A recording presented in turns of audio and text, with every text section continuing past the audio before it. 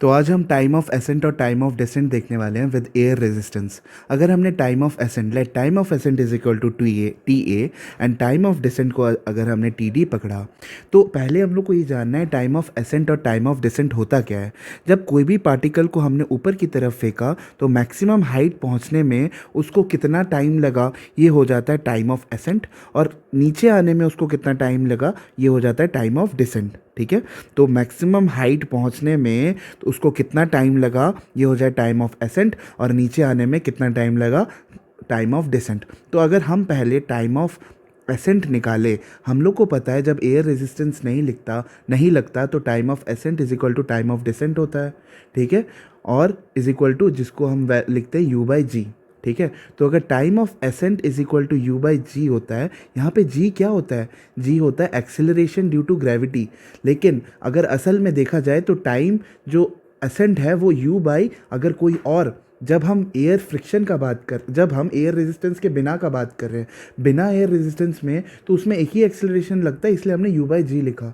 लेकिन air resistance के साथ अगर कोई और, मतलब एक्सेलरेशन के साथ, एक्सेलरेशन ड्यू टू ग्रेविटी के साथ कोई और अगर एक्सेलरेशन लग रहा है तो उसको उसको भी इंक्लूड करना पड़ेगा। कोई और एक्सेलरेशन, लेट सपोज कोई और एक्सेलरेशन लग रहा है एक्स, तो उसको भी इंक्लूड करना पड़ेगा। तो टाइम ऑफ एसेंट जब एयर रेजिस्टेंस है, तो हम कोई भी पार्टिकल को जब ऊपर की तरफ भेजते हैं तो उसके ऑपोजिट साइड में क्या लगता है, वो फोर्स ड्यू टू, मतलब air acceleration due to force, मतलब एयर का फोर्स का जो एक्सेलरेशन है वो भी लगेगा। तो अपोजिट डायरेक्शन में एयर रेजिस्टेंस लगता है, अपोजिट डायरेक्शन में पकड़ लीजिए एफ ए, अपोजिट डायरेक्शन में एक्सेलरेशन एक और फोर्स लगता है, तो उसको एफ ए अगर हम निकाल ले, एफ ए क्या है, force due to air, force due to air. तो ऑपोजिट डायरेक्शन में ये एफ ए लग रहा है क्योंकि पार्टिकल ऊपर जा रहा है। ठीक है, तो force due to air, air का फोर्स क्या होता है, force is equal to mass into acceleration होता है। तो यहाँ का जो एयर का एक्सेलरेशन मैंने, पकड़ लीजिए एयर का एक्सेलरेशन मैंने ए डैश मान लिया। ठीक है, ए डैश मान लिया, तो ए डैश क्या हो जाएगा, A dash is equal to F A by M हो जाएगा। ठीक है, तो नीचे जब भी कोई पार्टिकल जा रहा है ऊपर, तो नीचे F A by M acceleration से वो नीचे भी उसको ढकेला जाएगा, एयर उसको नीचे ढकेलने का कोशिश करेगा, और प्लस एक और चीज़ जो नीचे लेके आएगा उसको, वो जी हो जाता है। ठीक है, तो अब देखिए टाइम ऑफ एसेंट जो कि u बटे जी था, उसको, जो कि u बटे जी था, उसमें क्या ऐड हो जाएगा, u by G plus F A by M. F A by M क्या है, ये एक्सेलरेशन भी ऐड हो जाएगा। तो ये लिख लीजिए आप, ये देख लीजिए, u by G plus F A by M. F A by M क्या है, ये एक्सेलरेशन है।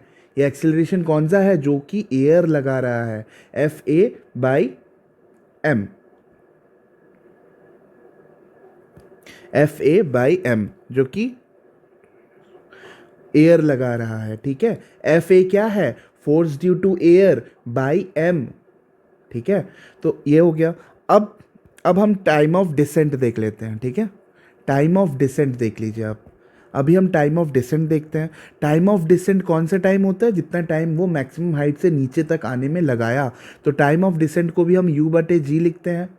ठीक है, जब एयर रेजिस्टेंस होता है तो पार्टिकल, एक तो उसको जी लगता ही है, लेकिन ऑपोजिट डायरेक्शन में हमेशा एयर रेजिस्टेंस पार्टिकल जिस तरफ जाएगा उसके ऑपोजिट डायरेक्शन में लगता है। तो ऑपोजिट डायरेक्शन में क्या लगेगा, एफ ए लगेगा। तो एफ ए क्या है, मास इनटू एक्सेलरेशन, ये तो एक्सेलरेशन ए डैश, तो ए डैश इस केस में भी एफ ए बाई एम हो जाएगा।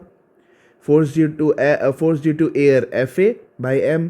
तो अपोजिट डायरेक्शन में है तो u बटे G minus F A by M हो जाएगा। तो ये हो जाएगा time due to time of descent हो गया ये।